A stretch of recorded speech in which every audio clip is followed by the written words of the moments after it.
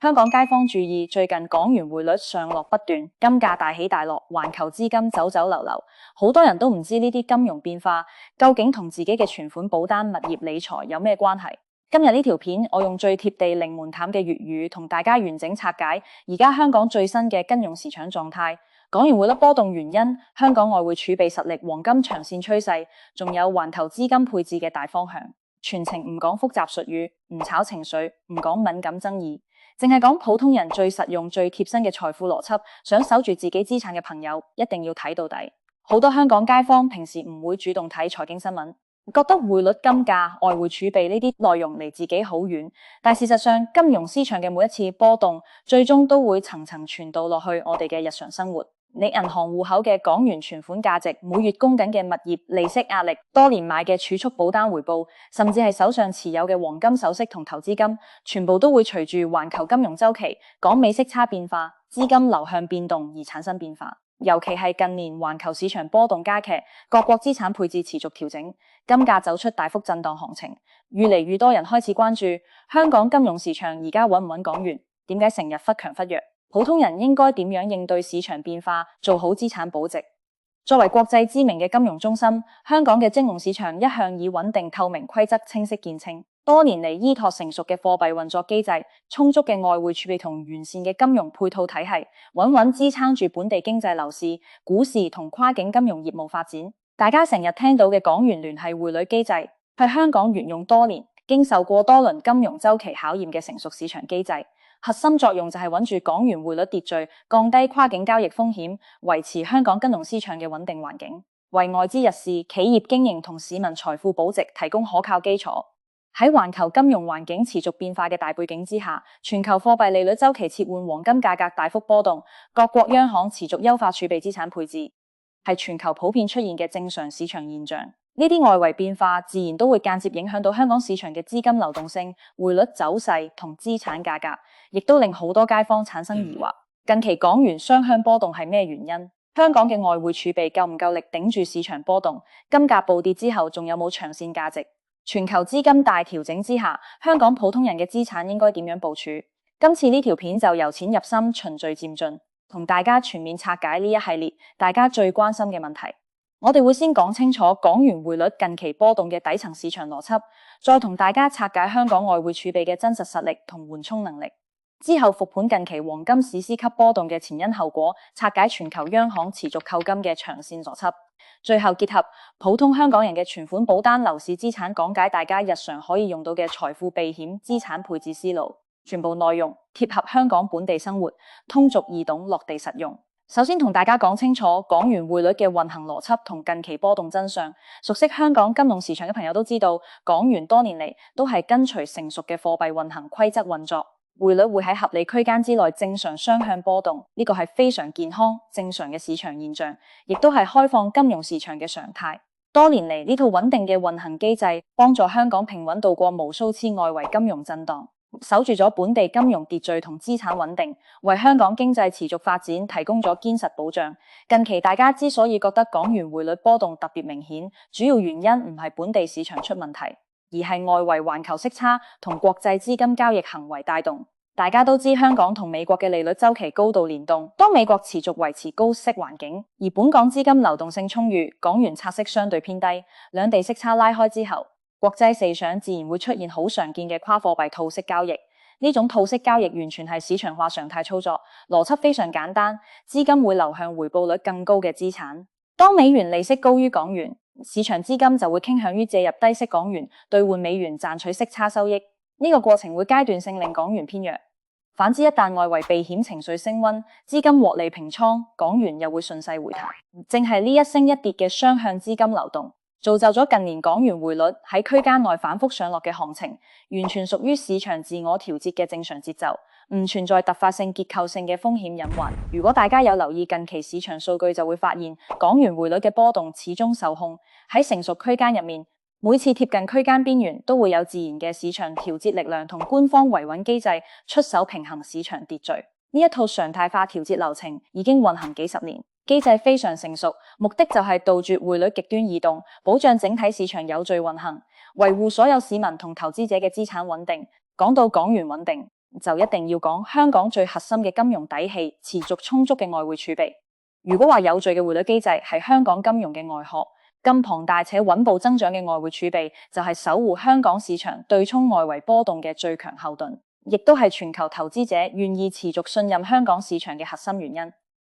逐年更新嘅官方數據可以清晰見到香港外匯儲備一直保持穩中有升嘅良好態勢，規模持續擴容，常年穩居全球前列。最新統計數據顯示，本港外匯儲備總量持續遞增，累計增量可觀，整體儲備規模可以覆蓋數倍嘅本地流通貨幣，亦都佔據廣義貨幣供應量嘅高比例。儲備厚度、覆蓋能力、風險緩衝能力都非常充足。呢個數字唔係虛嘅，係實實在在可以用於穩定市場平衡匯率、應對外圍資金波動嘅金融彈藥。好多街坊唔明儲備多究竟有咩用，其實同我哋普通人息息相關。簡單嚟講，外匯儲備就係香港金融市場嘅安全氣囊。每當外圍市場動盪、資金大幅流動、匯率出現異常波動之時，充足嘅外匯儲備可以有效吸收市場衝擊，穩住港元匯率秩序，避免出現資產價格大起大落、資金無序外流嘅情況，間接守住大家嘅存款物業同各類資產價值。更加值得稱讚嘅係，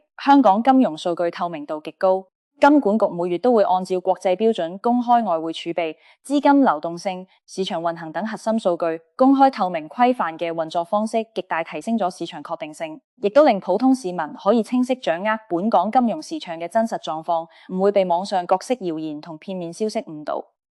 講完同外匯儲備，我哋再聚焦大家最關心嘅黃金市場。早前國際金價曾經出現一次數十年罕見嘅單日大幅回調。白銀價格亦都同步出現劇烈波動，一時間好多街坊恐慌，擔心黃金保值功能失效，手上金飾同黃金投資會大幅貶值。但如果大家跳出短期情緒，用長線金融視角去睇，就會發現呢次暴跌只係典型嘅短期資金回調，完全冇改變黃金嘅長線保值邏輯。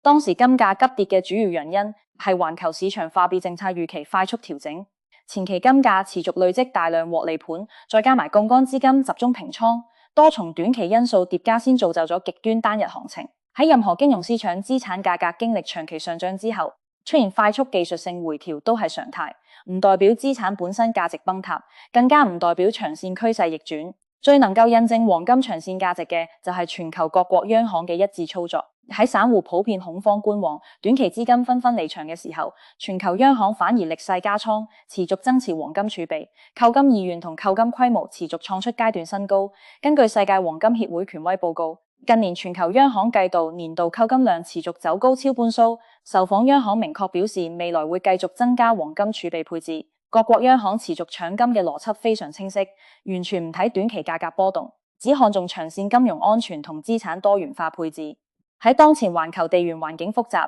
全球貨幣體系持續多元化發展嘅大趨勢之下，黃金作為去中心化、無信用風險、全球通用嘅避險資產價值只會持續凸顯。呢個亦都係連續10幾年全球央行堅持淨買入黃金嘅核心原因。呢個趨勢穩健且長期唔會被短期行情打亂。好多街坊會問，全球資金同央行嘅配置大趨勢對我哋香港普通人有咩影響？其實關聯非常之大。我哋日常嘅港元資產、銀行存款、儲蓄保單、樓市按揭、投資理財，全部都陷入喺全球金融體系入面。環球貨幣格局、資產配置潮流、利率週期嘅每一次變化，最終都會傳導到個人資產層面。首先講大家最基本嘅銀行存款，港元存款嘅利息水平、匯率價值會跟隨港美息差同資金流向微調，但依託成熟嘅市場機制同充足嘅外匯儲備。港元資產整體穩定性極強，日常存款價值唔會出現大幅異動，普通人唔需要過度恐慌資金安全問題。然後係最多香港人持有嘅儲蓄保單，無論係港元定美元計價嘅長年期保單，都係長線資產配置工具。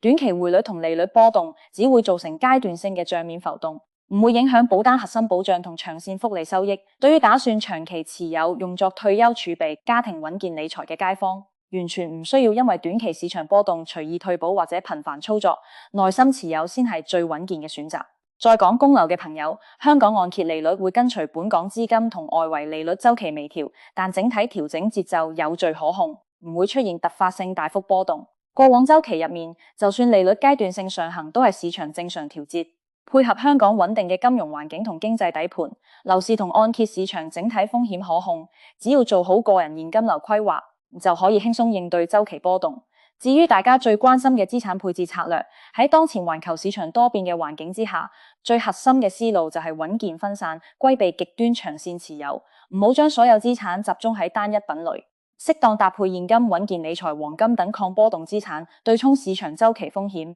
唔好被短期市場漲跌影響情緒，盲目追高殺跌。大部分普通人嘅財富虧損都嚟自情緒化操作，而非市場本身風險。除咗資產保值，好多人都唔知香港喺全球黃金產業鏈入面一直扮演住極其重要嘅核心角色，絕對唔係淨係得旺角金鋪買賣首飾咁簡單。香港擁有過百年黃金交易歷史，早喺撤銷黃金進出口管制之後，就已經躋身全球頂級實金貿易中心，交易量常年穩居全球前列，係東亞地區最重要嘅黃金流轉交易倉儲樞紐之一。近年香港更加持續加碼黃金產業升級，不斷完善完整嘅黃金星體村，依託國家政策支持，本港積極打造國際化黃金交易平台，落地全新嘅黃金中央清算結算系統，打通同內地黃金市場嘅實物聯通，推出專屬定價代碼，保持咗過往市場基礎 4C 短板，令香港從傳統黃金貿易市場升級為集交易、清算、倉取、交割、定價於一體嘅全方位國際黃金中心。與此同時，大量高端黃金精煉企業落戶香港，進一步完善本地黃金產業鏈條，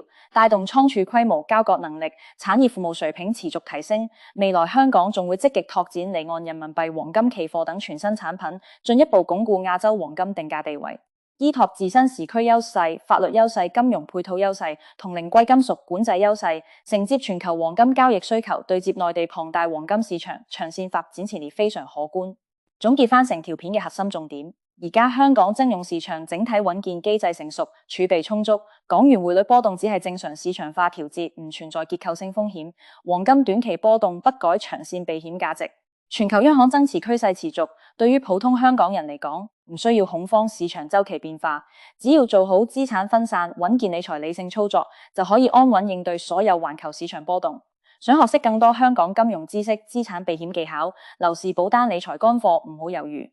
即刻點讚訂閱，開啟小鈴鐺，留言分享你對近期港元金價行情嘅睇法。以後我會持續更新最貼地、最實用、零套路嘅香港財富科普內容，帶你穩穩守住自己嘅資產。可能好多街坊仲係會覺得金融週期、資金流向、央行配置呢啲大趨勢，始終太過宏觀，同自己日常使錢、儲錢、理財嘅習慣扯唔上關係。其實我哋可以用更生活化嘅角度，拆解呢啲市場變化如何潛移默化影響每一個香港家庭。首先，我哋再深入講返港美息差同港元波動嘅關係，等大家徹底唔使再被網上五花八門嘅資訊誤導。好多短視頻同新聞每次見到港元貼近強弱區間，就會大肆渲染市場風險。但實際上，只要大家明白底層邏輯，就可以分得清咩係正常市場波動，咩係真正需要警惕嘅信號。香港作為高度開放嘅國際金融城市，資金係完全自由流動嘅，呢個係我哋金融體系最大嘅優勢，亦都係匯率會出現雙向波動嘅根本原因。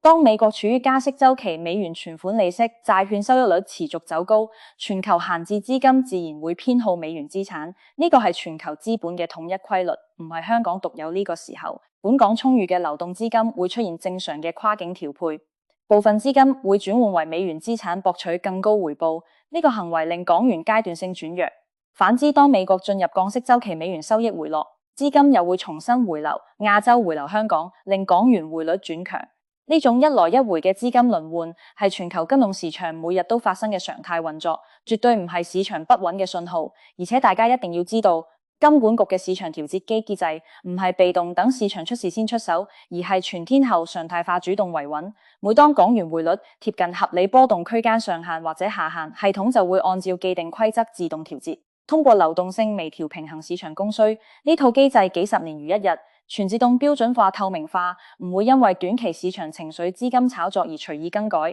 正因為機制足夠成熟、規則足夠清晰，先可以保證香港喺全球資金自由進出嘅情況之下，依然可以長期維持金融市場嘅平穩運行。呢一點係好多新興經濟體羨慕唔到嘅核心優勢。我哋再深入拆解香港外匯儲備嘅真實含金量，等大家徹底放心。好多人淨係識睇總金額，但其實衡量一個地區外匯儲備穩唔穩，仲要睇儲備結構、流動性、覆蓋比例同埋抗風險彈性。香港嘅外匯儲備絕大多數都配置喺全球頂級高流動性資產，包含全球主流發達國家國債、高評級債券、國際貨幣基金組織。儲備資產同實物黃金資產質量極高，幾乎唔存在違約風險同流動性枯竭風險。換句話講，呢4000幾億美金嘅儲備唔係賬面數字，係隨時可以調動、隨時可以入市維穩、隨時可以對沖風險嘅真實優質資產。對比全球其他金融市場，大家就可以感受到香港嘅優勢。好多經濟體嘅外匯儲備看似規模龐大，但入面包含大量鎖定資產、低流動性資產、信用偏弱資產，真正可以即時動用嘅有效儲備好有限。而香港每一個月公開嘅數據都係實打實嘅可動用儲備，零水分、零隱藏。呢種超高透明度，先係全球長線資金敢持續紮根香港嘅關鍵原因。亦都正因如此，無論外圍市場點樣震盪，香港都從未出現過匯率失控、流動性斷裂、資金無序出逃嘅情況。金融安全底盤一直非常穩固。講完成港元同外匯儲備，我哋再深度拆解黃金市場，幫大家徹底解開金價大跌究竟使唔使驚嘅疑惑。好多散戶投資黃金習慣咗漲就開心，跌就恐慌，完全忽略咗黃金嘅核心定位。黃金從來都唔係短線炒作賺錢嘅工具，而係長線保值、對沖不確定性嘅安全資產。股票、基金、crypto 呢啲資產靠行情上漲先可以賺錢，波動大、風險高，但黃金嘅作用係當所有風險資產動盪、貨幣貶值、市場恐慌嘅時候，守住你資產嘅購買力。呢個核心功能幾十年從未改變。早前嘅金價單日急跌，純粹係短期資金嘅情緒同交易行為導致。當時市場前期累積咗太長時間嘅單邊上漲行情，好多短線投機資金高位入場。一旦市場預期轉變，呢啲槓桿資金就會集中止盈，集中平倉，瞬間放大跌幅。但呢種短線炒作資金嘅離場，完全唔影響各國官方機構嘅長線佈局。世界黃金協會多年數據統計顯示，全球央行嘅購金行為完全獨立於短期價格波動。無論金價係高位低位上漲回調，官方機構都會按照年度儲備計劃穩步增持，目的唔係炒差價，而係優化國家儲備結構，降低單一貨幣依賴，提升金融抗風險能力。呢度可以同大家分享一組極具參考價值嘅長期數據，更加直觀體現黃金嘅長線價值。過去20年，全球主要貨幣都出現咗唔同程度嘅購買力貶值，港幣、人民幣、美元嘅現金資產購買力逐年縮水。唯獨黃金可以長期穩住購買力。20年前嘅1盎司黃金可以換到嘅實物商品生活物資，同今日基本持平。但20年前嘅現金存款購買力已經大幅下降，呢個就係黃金最核心嘅價值。對抗貨幣超發、對沖通脹、守住財富長線購買力。亦都因為呢個原因，近年唔單止係各國央行，就連全球頂級嘅主權基金、大型養老金家族辦公室都持續提升黃金配置比例。呢啲專業機構掌握住全球最頂尖嘅金融研究團隊，掌握最全嘅市場數據，佢哋歷世加倉、長線佈局嘅動作，絕對唔係跟風炒作，而係基於未來全球貨幣多元化、市場不確定性增加、信用貨幣風險上升嘅專業判斷。講返我哋香港普通人嘅實際用搶整，我哋分不同人群詳細拆解，等大家可以對號入座、對症配置。首先係完全保守，淨係釋放銀行存款嘅街坊，呢類朋友最擔心嘅就係本金安全、匯率波動、存款縮水。喺而家嘅市場環境之下，大家完全唔需要將所有港元現金死死擺喺活期存款，可以適當分配部分資金做短期穩健定存低風險理財產品。港元息差跟隨外圍週期微調，階段性會有不錯嘅定存利率，足夠守住通脹、穩住本金，同時保留極高嘅資金靈活性，隨時可以應對日常開支突發需求。第二類人群係持有大量儲蓄保單、萬用壽險嘅家庭。香港好多中產家庭都會配置美元或者港元長線保單，作為子女教育金、個人退休金、家庭備用資產。好多人見到匯率波動就會擔心保單貶值、收益縮水，其實完全係誤區。長線保單嘅核心價值係複利累積、時間增值、風險保障。短期匯率波動只係賬面數字變化，唔會影響保單內部嘅資產增值速度，更加唔會影響到期嘅本金同收益。真正持有10年、20年長線保單，最賺錢嘅從來都係堅持持有唔頻繁操作嘅人，反而係頻繁受市場情緒影響、隨意退保轉換保單嘅人，先會真正虧損手續費同時間價值。